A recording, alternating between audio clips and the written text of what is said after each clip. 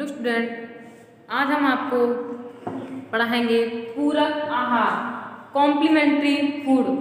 पूरक आहार वह आहार जिसमें सभी प्रकार के पोषक तत्व उपस्थित हो, जिसके द्वारा शिशु का निर्माण, शिशु का विकास, शिशु की वृद्धि तथा बढ़वार, शरीर की सभी क्रियाएं समान रूप से, अनवरत रूप से चलती रहें। पूरक आहार के अंतर्गत हम कार्बोहाइड्रेट, वसा, प्रोटीन, खनिज, लवण, जल इन सभी का अध्ययन कराएंगे। पूरक आहार का अन्य नाम क्या है? इसको अनुपूरक आहार, परिपूरक आहार यानी सप्लीमेंट्री फूड, बाल आहार के नाम से भी जाना जाता है। यानी बालक के आहार में किन किन भोज्य पदार्थों का समावेश होना चाहिए तथा बालक के लिए पूरक आहार में एक दूध का क्या महत्व है। जब एक छोटा बालक होता है, नवजात शिशु होता है, तो उसके लिए पूरक आहार माँ का दूध ही होता है। वह उस दूध को पीकर माँ के दूध के द्वारा ही अपने शरीर का तथा अपना पोषण प्रदान करता है। पूरक आहार के अंतर्गत कार्बोहाइड्रेट, वसा, प्रोटीन, खनिज, लवण, विटामिन इन सभी पदार्थों का समावेश होता है। कार्बोहाइड्रेट, जो कार्बोहाइड्रेट है आपका मुख्य भोज्य पदार्थ है। एक कार्बन, हाइड्रोजन, ऑक्सीजन से मिलकर बना हुआ होता है। तो कार्बोहाइड्रेट। नेक्स्ट है आपका वसा, जो चिकनायुक्त पदार्थ होते हैं, वसा के अंतर्गत आते हैं घी, तेल। नेक्स्ट है आपका प्रोटीन, प्रोटीन के अंतर्गत कार्बोहाइड्रेट, वसा, प्रोटीन, नाइट्रोजन पदार्थों का संयोग होता है। खनिज लवण, जिसमें कैल्शियम, फास्फोरस है, नमक है आपका, खनिज लवण के अंतर्गत आते हैं। Vitamin, vitamin A, B complex, vitamin C, vitamin D, vitamin E, इनके बारे में हम आपको विस्तृत अध्ययन करा चुके हैं, फिर भी आपको दोबारा से अध्ययन कराएंगे। तो बालक में जो प्रोटीन की कमी से कौन कौन से रोग होते हैं? अगर बालक में प्रोटीन की कमी होती है तो कौन सा रोग होता है? मैरासमस रोग। उसी प्रकार कार्बोहाइड्रेट की कमी होती है तो क्वाशियोकोर रोग होता है। यानी जब बालक के अंतर्गत पूरक पदार्थों की यानी पूरक आहार की कमी होती है तो मैरासमस रोग और क्वाशियोकोर रोग होता है, जिसमें बच्चे की वृद्धि के साथ साथ उसकी हड्डियों का विकास, उसका शारीरिक विकास नहीं हो पाता है तथा बालक की जो बढ़वार है, मानसिक क्रियाएं पूर्ण रूप से, सुचारू रूप से नहीं चल पाती हैं। तो पूरक आहार का महत्व क्या है? शिशु के उत्तम स्वास्थ्य एवं बढ़वार के लिए, मानसिक संतुष्टि एवं मनोवैज्ञानिक सुरक्षा हेतु। तो पूरक आहार वह आहार जिसमें कार्बोहाइड्रेट, वसा, प्रोटीन, विटामिन, खनिज लवण आदि होते हैं, पूरक आहार कहलाता है, यानी कॉम्प्लीमेंट्री फूड। दूध के एक महत्वपूर्ण पूरक आहार है। दूध को ही एक नवजात शिशु के लिए पूरक आहार माना गया है।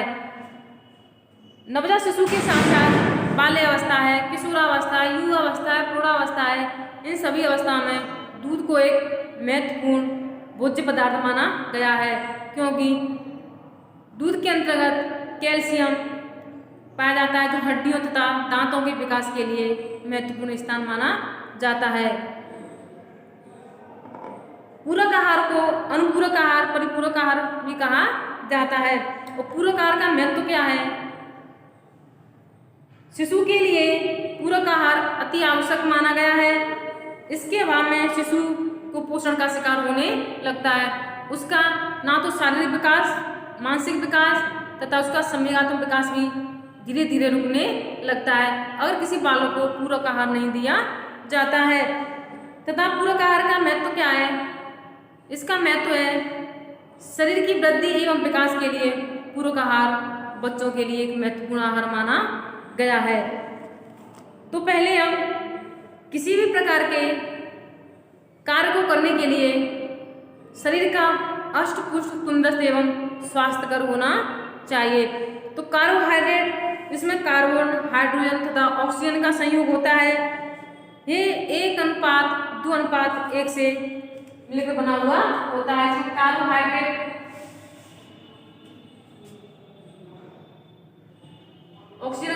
होता है जो 1:2:1 का संयोग माना जाता है। इसमें कार्बन 1, हाइड्रोजन 2 अनुपात में, ऑक्सीजन 1। शरीर की ऊर्जा की आवश्यकता के लिए कार्बोहाइड्रेट अति आवश्यक है। इसके कार्य क्या हैं? कार्बोहाइड्रेट के हमारे शरीर में कार्य क्या हैं? ऑक्सीजन द्वारा शरीर को ऊर्जा प्रदान करना। जो हमें एनर्जी मिलती है, जो कार्बोहाइड्रेट युक्त भोज्य पदार्थ होते हैं, इनसे हमें शरीर के लिए ऊर्जा प्रदान होती है तथा शरीर में भोजन का संचयन का कार्य जारी रहता है। वो कौन कौन से पदार्थ होते हैं जिनके द्वारा कार्बोहाइड्रेट की प्राप्ति होती है? जैसे आपका गेहूं है, चावल है, मक्का है, बाजरा है, आलू, शकरकंद, सलजम। इन भोज्य पदार्थों से हमें कार्बोहाइड्रेट प्राप्त होता है। आपने आलू को देखा होगा, पोटैटो, उसमें थोड़े थोड़े से कण होते हैं। एक कण किसके होते हैं? कार्बोहाइड्रेट के ही होते हैं। शकरकंदी यानी इसको मीठा आलू कहा जाता है, ये भी कार्बोहाइड्रेट का एक प्रचुर माध्यम माना जाता है। उसी प्रकार है प्रोटीन। प्रोटीन भी कार्बन, हाइड्रोजन, ऑक्सीजन तथा नाइट्रोजन का बना हुआ होता है। इसके अंतर्गत कार्बन, हाइड्रोजन, ऑक्सीजन, नाइट्रोजन के संयुक्त से जो पदार्थ होते हैं प्रोटीन की श्रेणी के अंतर्गत आते हैं। यह मिलकर शरीर का निर्माण तथा वृद्धि के लिए, शरीर की मरम्मत के लिए प्रोटीन का होना अति आवश्यक है। गर्भस्थ शिशु के शरीर निर्माण एवं ऊतकों के निर्माण के लिए प्रोटीन युक्त पदार्थों का सेवन करना चाहिए तथा इससे तंतुओं की मरम्मत, शरीर की मरम्मत आसानी से की जा सकती है। एक गर्भवती स्त्री के लिए 900 से 950 ग्राम प्रोटीन की आवश्यकता होती है, जो गर्भस्थ शिशु के निर्माण के लिए आवश्यक माना गया है। तो प्रोटीन युक्त पदार्थ कौन से होते हैं?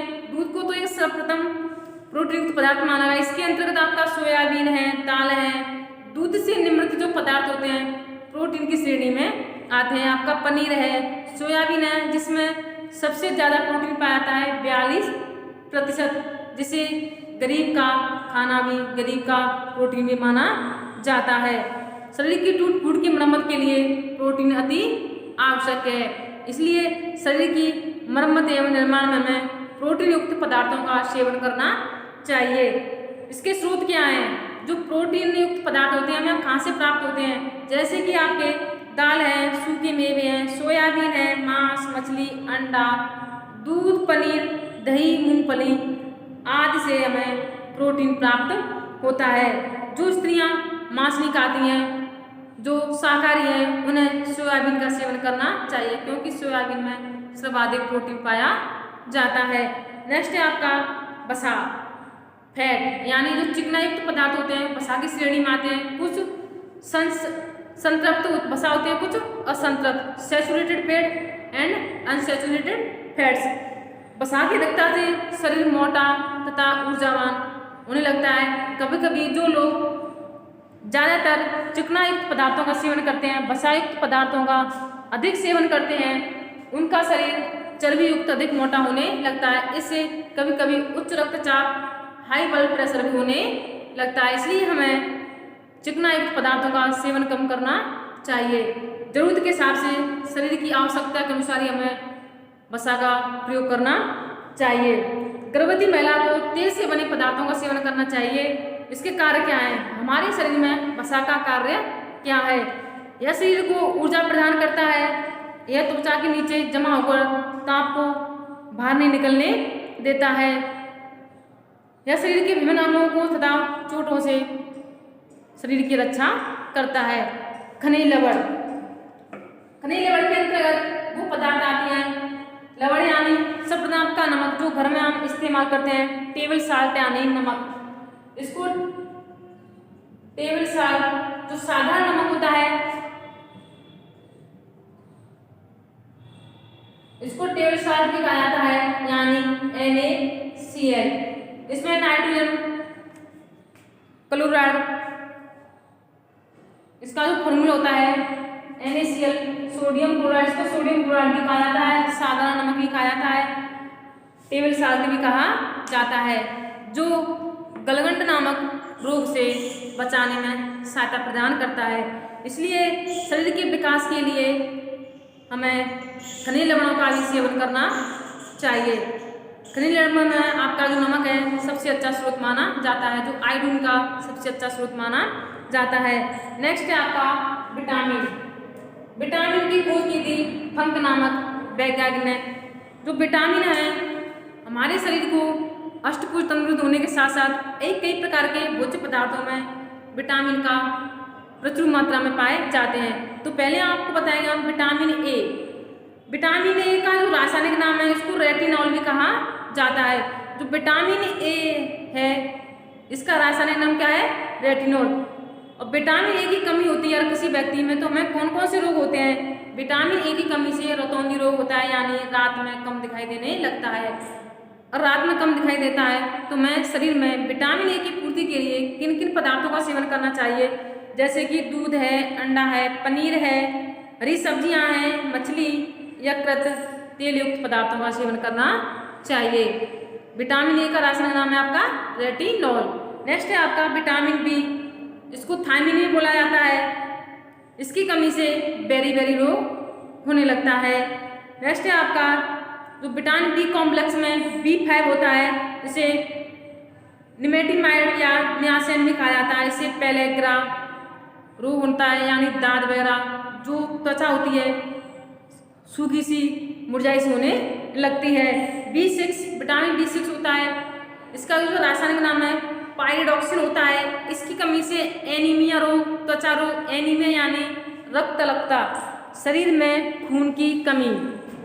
शरीर में खून की कमी कब होती है? जब कोई बालक है, चाहे गर्भवती स्त्री है, कोई सामान्य व्यक्ति है, अगर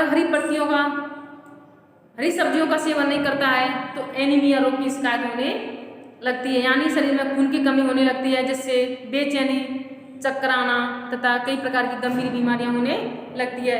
तो एनीमिया के रोग से बचने के लिए, रक्त की कमी से बचने के लिए हमें यकृत, मांस, हरी सब्जियों का सेवन करना चाहिए। इनमें पर्याप्त मात्रा में आयरन पाया जाता है।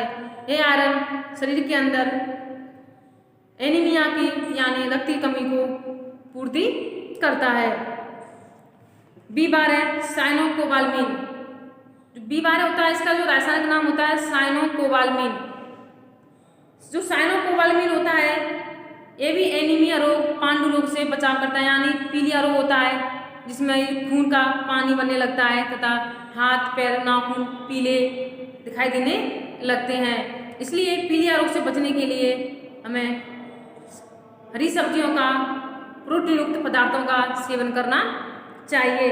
नेक्स्ट है आपका विटामिन सी। विटामिन सी यानी जो विटामिन सी पाया जाता है ये हमारे खट्टे फलों में पाया जाता है। खट्टे फल जैसे कि नींबू है, संतरा है, आंवला है, इनमें प्रचुर मात्रा में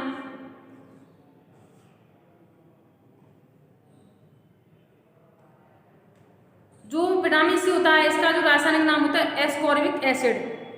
एस्कॉर्बिक एसिड। अगर विटामिन सी की कमी होती है किसी व्यक्ति में तो उसके दांतों में, मसूड़ों में उनमें खून आने लगता है। इसलिए विटामिन सी की कमी को दूर करने के लिए हमें खट्टे फलों का सेवन करना चाहिए। सबसे अधिक विटामिन आंवला में पाया जाता है। विटामिन सी सर्वाधिक किसमें पाया जाता है? आंवला में। नींबू है जिसमें सिट्रिक एसिड पाया जाता है।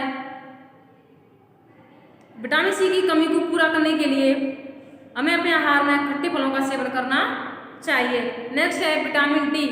जो विटामिन डी होता है, विटामिन डी को सूर्य विटामिन भी कहा जाता है कि विटामिन डी का सबसे अच्छा स्रोत सूर्य का प्रकाश। सर्वप्रथम जब सूर्य की किरणें निकलती हैं पृथ्वी पर तो हमें सुबह की धूप को ग्रहण करना चाहिए। सुबह की टाइम जो धूप निकलती है उस धूप में हमें निकलना चाहिए तथा उस धूप में हमें अपने शरीर को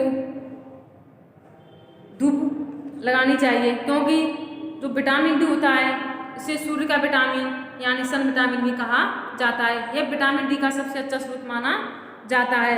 तो विटामिन डी का जो रासायनिक नाम होता है कैल्सीफेरॉल होता है। अगर विटामिन डी की कमी होती है तो रिकेट्स रोग होने लगता है, यानी जो हड्डियां होती हैं टेढ़ी होने लगती है, हड्डियों का विकास पूर्ण रूप से होने नहीं हो पाता है तथा शरीर का जो ढांचा है आकृति धीरे धीरे बिगड़ने लगती है। नेक्स्ट है आपका विटामिन के फिल्लोक्विनोन, जिसका रासायनिक नाम क्या है? फिल्लोक्विनोन। इसकी कमी से अगर किसी व्यक्ति में विटामिन के की कमी होती है, अगर किसी व्यक्ति को चोट या घाव हो जाता है तो रक्त लगातार बहता रहता है, यानी चोट लगने पर रक्त का जमाव नहीं होता, रक्त का थक्का नहीं बनता है, यानी शरीर से रक्त की मात्रा निकलने लगती है। अगर किसी व्यक्ति में विटामिन के की कमी होती है तो रक्त का थक्का नहीं बनता है।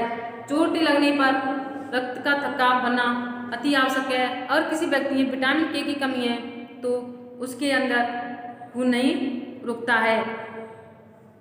तो इसके लिए हमें टमाटर है, सोयाबीन है, हरी सब्जियों का सेवन करना चाहिए। तो ये आपके विटामिनों के बारे में हमने आपको बताया है। पूरक आहार का महत्व क्या है, एक किस प्रकार हमें ग्रहण करनी चाहिए। पूरक आहार में जल भी आता है। जल, हमारा जो शरीर है 70% जल के द्वारा ही बना हुआ है तथा जल के द्वारा रक्त की तरलता बनी रहती है। जल कैसा पदार्थ है? एक पारदर्शी तलीय तरल पदार्थ है। उसी प्रकार जो रक्त होता है वो भी एक तरल पदार्थ माना जाता है। ये संयुक्त ऊतक का एक भाग होता है। शरीर में तरलता बनी होती है, जो रक्त की तरलता होती है जल के माध्यम से ही बनी होती है। प्रतिदिन 7 से 8 गिलास हमें पानी पीना चाहिए तथा इसके लिए छाछ है, शिकंजी है, तरबूज है, फलों का रस, गन्ने का रस भी सेवन करना चाहिए। शिशु की उत्तम स्वास्थ्य एवं बढ़वार के लिए पूरक आहार का क्या महत्व है? शिशु के शारीरिक वृद्धि एवं मानसिक विकास के लिए पूरक आहार जरूरी है। पूरक आहार द्वारा शिशु के शारीरिक मांग की पूर्ति की जाती है, जिसमें कई प्रकार के लौह तत्व, कार्बोहाइड्रेट, वसा, प्रोटीन सभी पदार्थों का समावेश होना चाहिए। जब शिशु को पूरक आहार दिया जाता है तो उसका विकास अनवरत बिना रुके धीरे धीरे बढ़ता रहता है तथा उसके अंदर किसी प्रकार की कमजोरी नहीं होती है। मानसिक संतुष्टि एवं मनोवैज्ञानिक सुरक्षा हेतु पूरक आहार का महत्व है। मानसिक संतुष्टि यानी उसका जो सोचने समझने की शक्ति है अच्छी होती है तथा उसकी तर्कण क्षमता भी अच्छी होती है। स्वास्थ्यकर आदतों में भी पूरक आहार का महत्व माना जाता है। जब शिशु की उम्र 6 से 9 माह की होती है तो 2 से किलो-कैलोरी ऊर्जा इसके अंतर्गत होनी चाहिए तथा उसकी जो कैलोरी की मांग है 200 किलो-कैलोरी होनी चाहिए। अगर शिशु की उम्र 9 से 11 माह है तो 300 किलो-कैलोरी। अगर शिशु की उम्र 12 या 23 माह है, 2 साल का शिशु हो चुका है तो किलो-कैलोरी 550 किलो-कैलोरी होना चाहिए। इनकी आयु के अनुसार हमें भोजन भी देना चाहिए ताकि उसका विकास पूर्ण रूप से हो सके। अगर किसी व्यक्ति में किसी प्रकार के विटामिन है तथा खनिज लवण कमी होती है तो कई प्रकार के रोगों से ग्रसित होने लगता है।